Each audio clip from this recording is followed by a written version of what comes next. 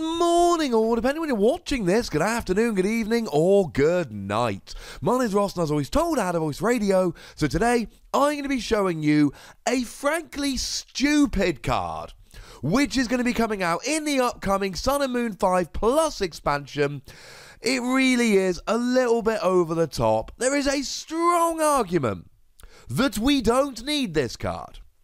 But we're getting this card, so we might as well talk about it, and we might as well try and enjoy it.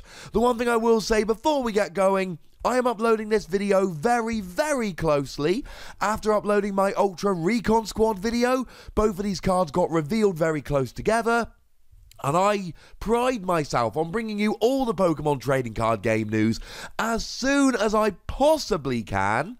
So they're uploaded close together. Please make sure you watch my Ultra Recon Squad video as well. Please don't ignore my first video just because there's been a second very close afterwards. That would make me sad. So, with all that borne in mind, what does this card do and why is this card so silly?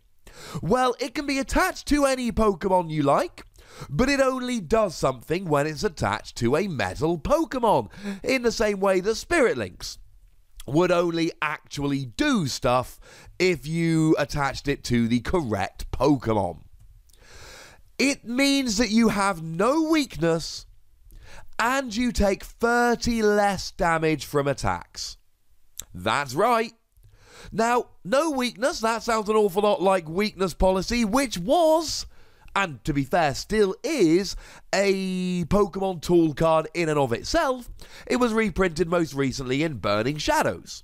Now, that can be attached to any Pokemon and will take weakness away from any Pokemon, but just removing weakness was held to be good enough to be a tool card on its own.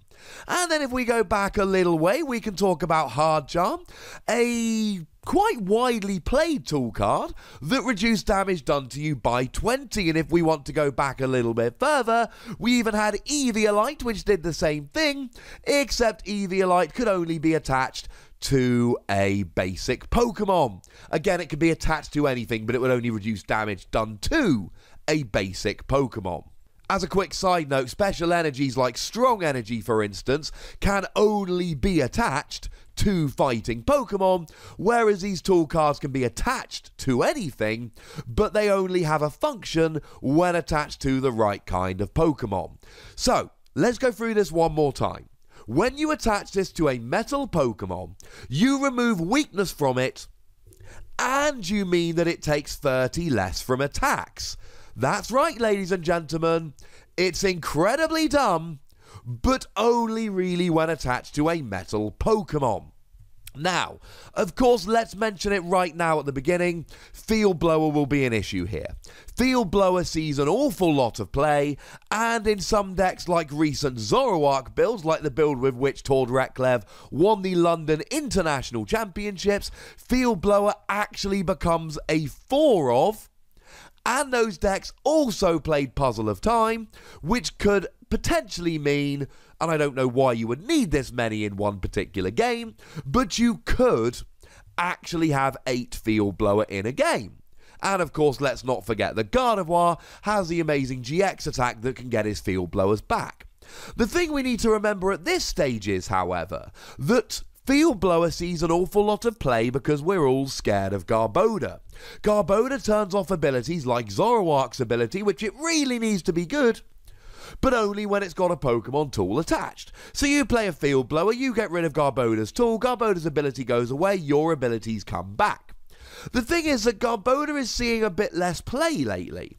So in theory, Garbodor seeing less play could then lead on to Field Blower seeing less play, which could then lead on to a card like Metal Frying Pan, and I love that it's called Metal Frying Pan, to actually see more play and be better. Field Blower is an issue. There is no argument that Field Blower is an issue for this card, but cards like Field Blower and Startling Megaphone haven't stopped us playing stuff like this in the past if they're good enough.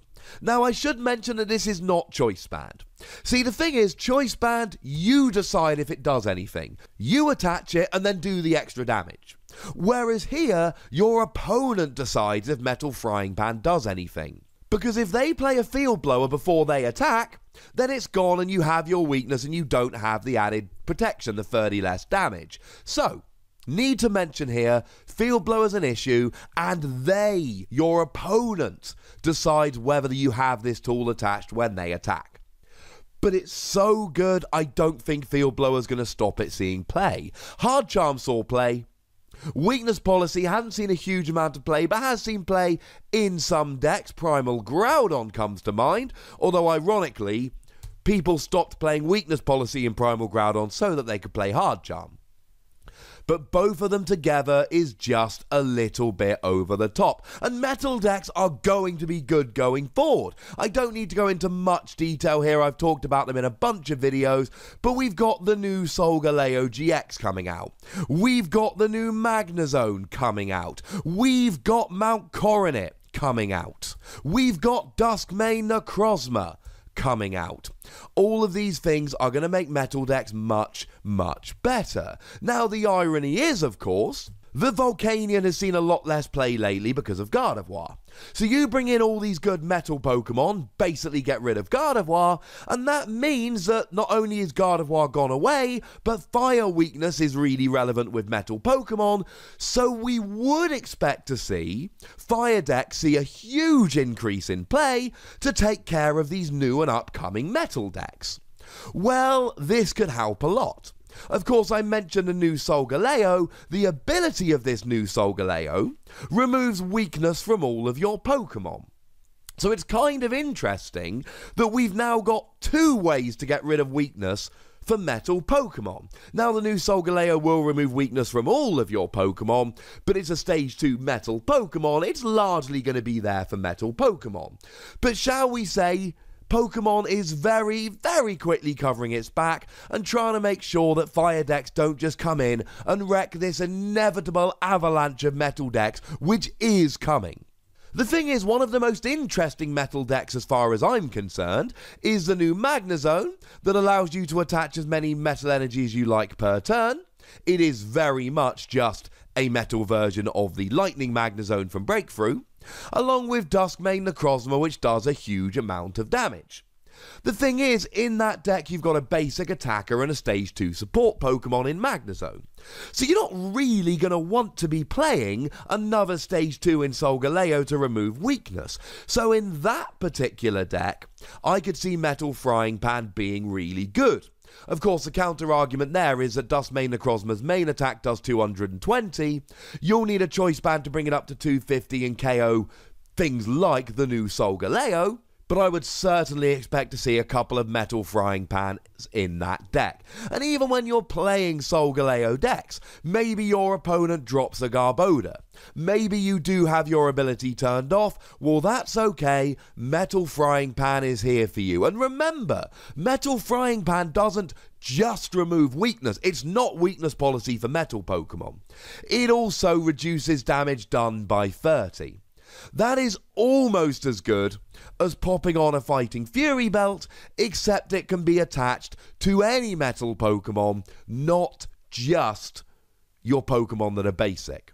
I could even imagine the new Solgaleo seeing play with this. Now, the new Solgaleo already has its own ability that removes weakness, but the thing is, it's got 250 HP. That's a lot. It's hard to KO a 250 HP Pokemon. But it can't use Fighting Fury Belt because it's a stage 2. Well, now you pop a Metal Frying Pan on there, now it's got 280 HP, and even if a Garbodor comes down, it still doesn't have weakness. Tell me that doesn't sound enticing. And of course, I've got to quickly mention that everybody's playing Choice Band, and that this new card will pretty much cancel out Choice Band, and it doesn't actually give you 30 more HP, it reduces damage done by 30. So if your opponent would hit you for 130, they instead hit you for 100. Then they hit you for 100, and you've still got 50 HP left. This is incredibly good. I'm not saying it's going to replace Choice Band. Choice Band sees a monumental amount of play. But I am saying, very clearly, that this will see play, and that I expect metal decks to be choosing and playing a combination of this and Choice Band. This is two good tools mashed together into one amazing tool. And I know I probably should be sitting here going, well, it's only for metal decks, but metal decks look like they're going to be the best decks moving forward. Again, check all my links in the description to learn more about these metal decks and why they're going to be so gosh darned good. I don't know if this is over the top, but I kind of want to give this card 5 wassies, and it's my channel, so I'm going to. Getting rid of weakness is good. Reducing damage done by 30 is good. Doing both is crazy. Yeah, Field Blower's an option, but they aren't going to have Field Blower every single turn. Yeah, it's only for metal Pokemon, but metal Pokemon look like they're going to be the best ones moving forward in the future. I think this is a phenomenal card, and I don't expect it to see a 4 of in every deck because of Choice Band. But I do expect this to see a lot of play moving forward, and maybe I'm being slightly over the top. I don't really care. I think 5 wassies is appropriate. This card is nuts, and seriously, how much is Pokemon overcompensating for Gardevoir at this point? It is definitely getting a little bit silly.